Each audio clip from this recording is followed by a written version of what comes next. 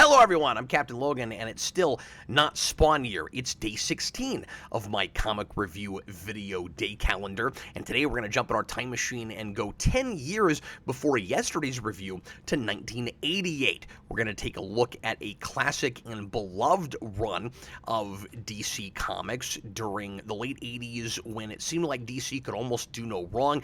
This is such a golden age, such a sweet spot for this company, and this is still considered and I think rightly so, the definitive run on this character. There's other good Green Arrow stuff, of course. I really like the Sorrentino stuff during New 52, but Mike Grell's Green Arrow is really where it's at, and you'll hear me say this over and over again during not Spawn year, that this is another one of the series that I own a lot of issues of, but haven't read all of, and have mostly looked at disparate issues. I've probably read in a full arc or two of this. But anyway, this is what we in the business call a jumping on point. This is Green Arrow number 13 with words by, again, Mike Grell, and pictures by Dan Jurgens. This is some of Jurgens' absolute best work. One of the reasons I really want to finally go through this series is to see what else he does on this. I don't know how much of this he penciled, but and I've mostly just read his Superman stuff. I think he is real hit and miss as a writer. I don't think he is as good of a prose storyteller as he is a picture storyteller, but man, I really like what he does with this. So this is weirdly sort of a Christmas issue. I hesitate saying that. It's more of a just overall subtly holiday issue. And in fact, under the 13 on the cover, instead of a year, the date that it gives us is just holiday. Almost as if this were a special or something. But it is in the regular numbering for this, and the reason it kind of feels like a Christmas thing is because it's that time of year, and it's kind of Oliver Queen not discovering the true meaning of Christmas, but just displaying it. He spends most of his time in this issue just running around helping people with mostly mundane problems. There's various degrees of difficulty to the sort of open world problem hunting that he's doing here, to put it in video game terms. It's almost like he's going on some random side quests like in an Arkham or a Spider-Man game, where especially like Spider-Man 2 or PlayStation Spider-Man, where he's just going and finding people that need help and stopping crimes real quick. But it's not even just crimes. He helps out a cat out of a tree. You gotta have that classic moment. And he helps somebody who's been broken down on the road. He even goes to a church and helps a man who's about to get married and is nervous and can't figure out how to put on his tie correctly, so he just staples it in the back. It's pretty funny. So, like I said, this is an issue that very much feels like a standalone thing, but is a prologue for the next arc, and it kind of sets up things to come. So there's this wonderful looming sense of suspense all through this issue, even while a lot of it is just Oliver Queen dealing with random things and helping people out of costume. And the cover, in fact, doesn't even really have anything to do with the issue until the very end. So if you're really paying attention, you're kind of waiting for the other shoe to drop the whole time. I'm imagining, and I think you can even see this a little bit in just Jurgens' layouts, I'm kind of imagining if this were a movie or an episode of television, that the score would really shape the tone of this and make you think, okay, everything seems real hunky-dory right now, but something is about to happen. There's this kind of looming sense that something bad is about to happen with Oliver Queen, and ain't that always the way? So the cover makes you think, okay, at some point there's going to be a sniper that's going to attack Oliver Queen. And this is not a, for lack of a better way to put it, like clickbait kind of issue. It's cover because this really does happen, but interestingly, Oliver never realizes that. When you get to the end of the issue, he almost gets hit by a car, he and Dinah, and because his luck has not been great lately, and all of these random unfortunate events keep kind of landing in his lap, he just assumes it's par for the course and that nothing bad is happening. And we, the reader, don't even realize for sure that anybody's after him until the very last couple of panels, which is great, and I'll show you that in a minute. But if you look at the cover, somebody's after him with a gun and firing, by the way, and then the name of the story here is Moving Target. So somebody is in the background going after Oliver Queen this whole issue, and it's easy to forget about that after this page. And by the way, this is a really nice double page spread where Oliver Queen and Dinah Lance are getting intimate together in bed just after he's been through a horrible ordeal that he's not telling Dinah about. I would assume that's probably in the previous issue, and or the previous arc, and he's recovering from some wounds from his last adventure, and as he often does, he's being brave and stubborn and proud and doesn't want to tell his girlfriend about it, and she doesn't like that brand of chivalry, and that's kind of always a point of contention between them, where he's trying to shield her from things. Done a lot better than in your average episode of any CW superhero show, by the way, but he's like just gotten back from whatever this mission was, and he's hiding his wounds, and he's bleeding through an apron while he's cooking, and Dinah finds out about this and helps him out, but not before she has punched him in the face in anger for him not being clear with her about what has just happened to him. And I've always liked this dynamic between these characters. This is another one of those issues that I think does a really good job, like the Wolverine issue that we looked at yesterday, Wolverine 126, that is kind of a really great encapsulation of who this guy is, what the character is all about, and what the standard status quo for him is. And Oliver Queen is a rich, liberal guy who is always trying to help out the little guy, but who is always getting himself into trouble because he is, again, way too proud for his own good and has trouble showing any vulnerability. And so, he pretends like he is bulletproof.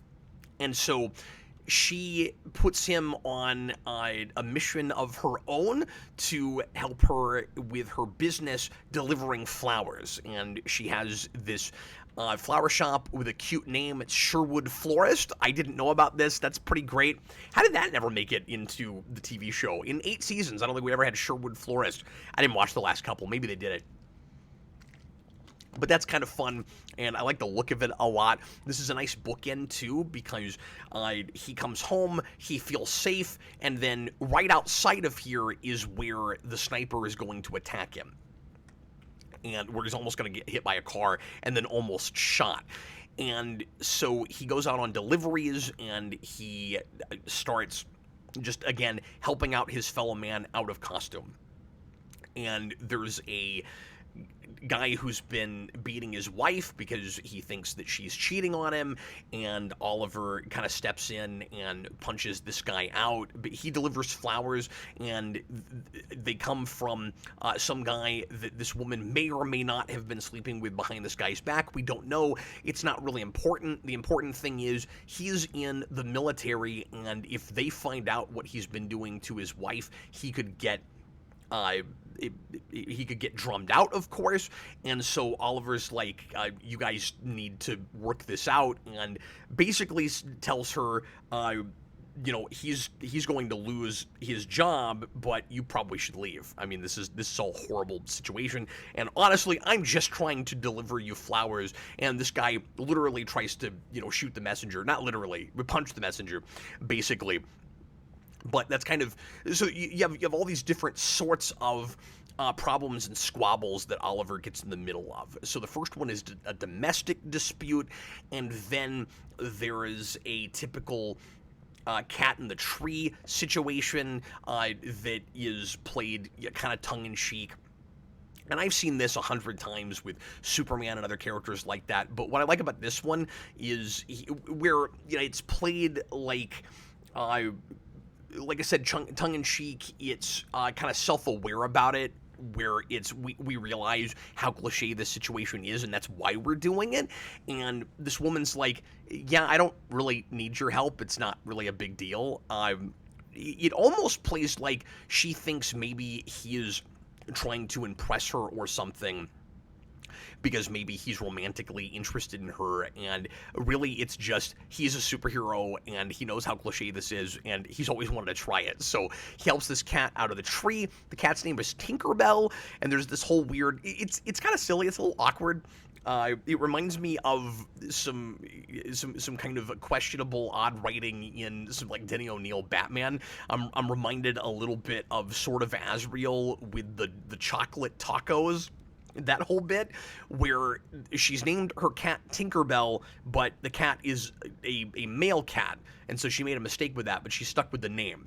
Okay, there's kind of a nice thing that pays off with that later when he's talking to Dinah about it, that I might mention when we get there. But anyway, then he helps this groom with his tie, and then he helps a woman along with another guy who's been broken down on the side of the road. And what I like about this is it peels the curtain back and reminds us of the real world, and has Oliver Queen pitted up against just regular everyday problems, and reminds us that he does not live above his fellow man. This is a guy that even though, and this is kind of the conflict, the kind of the walking contradiction, I guess, of the character, that he, in one way, like I mentioned earlier, kind of pretends like he's bulletproof and like he's godlike, and he's got that Batman thing to some degree, where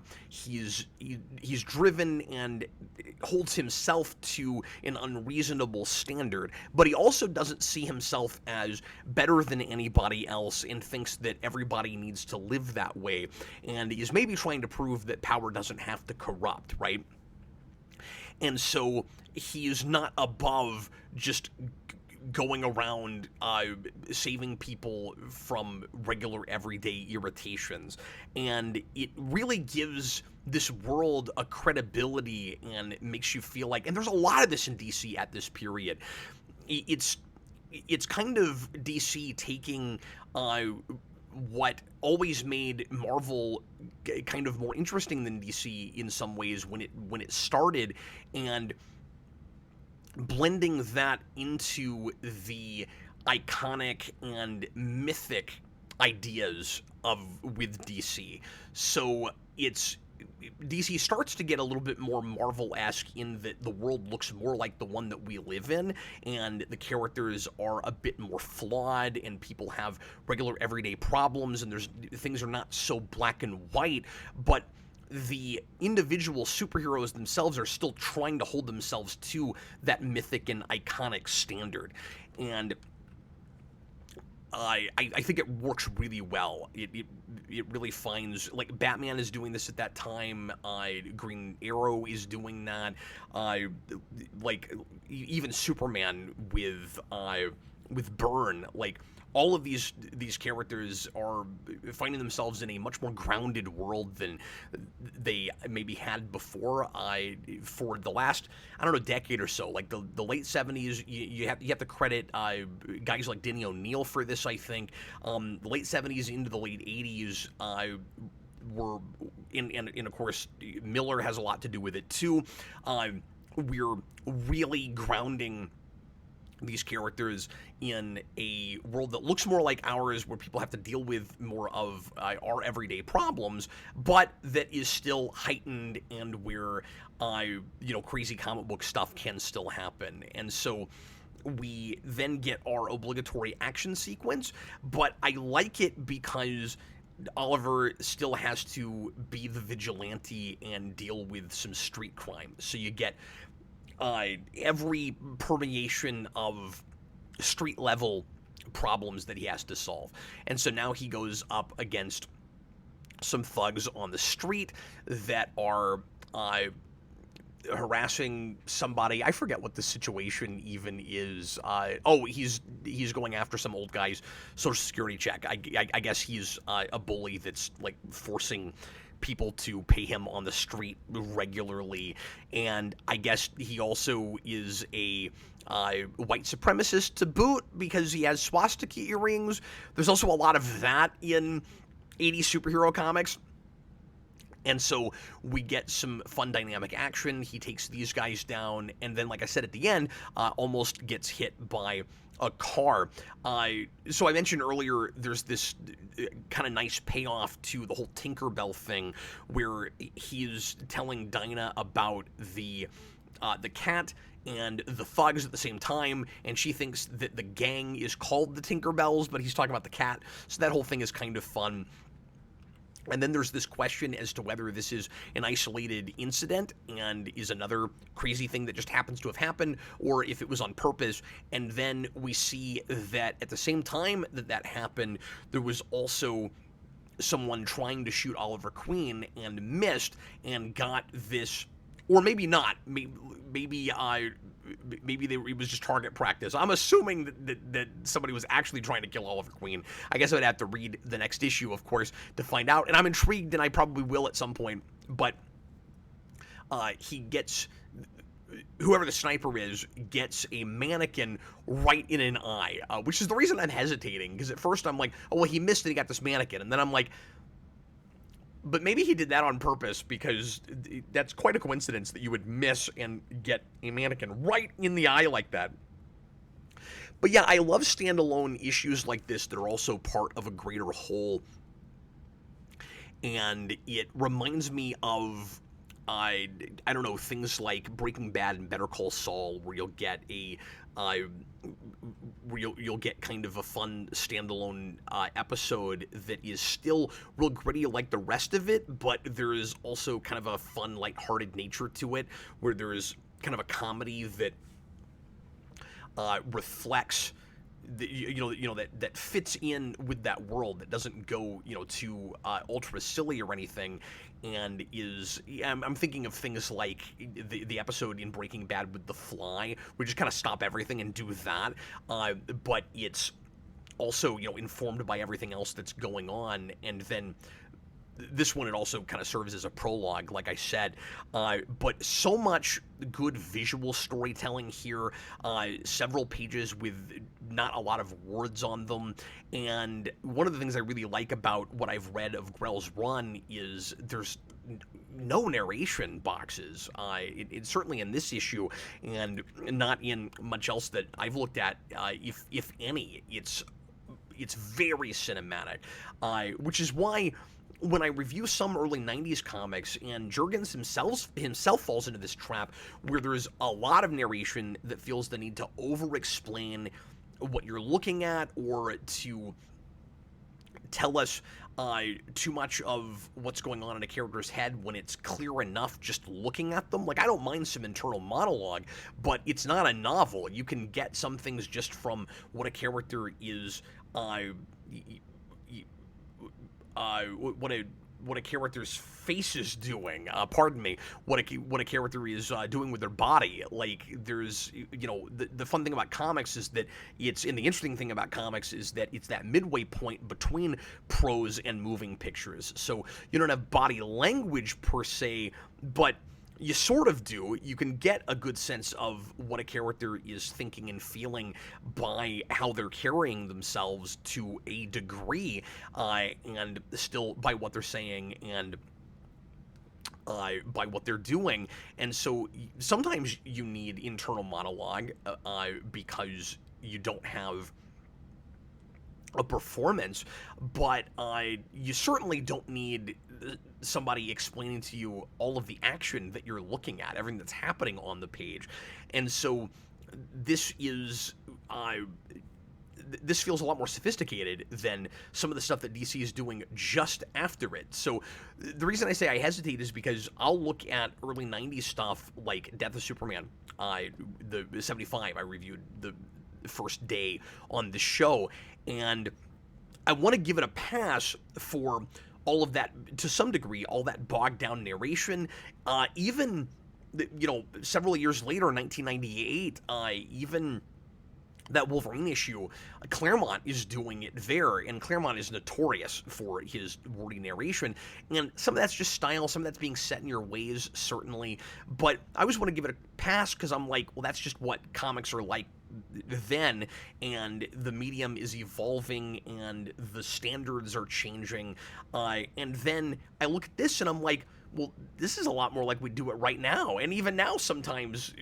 stuff is bogged down a little bit too much, particularly by, needless internal monologue. But anyway, this was a lot of fun, and I definitely want to make sure and take a look more at the series and hopefully review some more of it down the road. Thanks a lot for watching, folks, and I'll see you again tomorrow with another one. I was Captain Logan, and happy reading.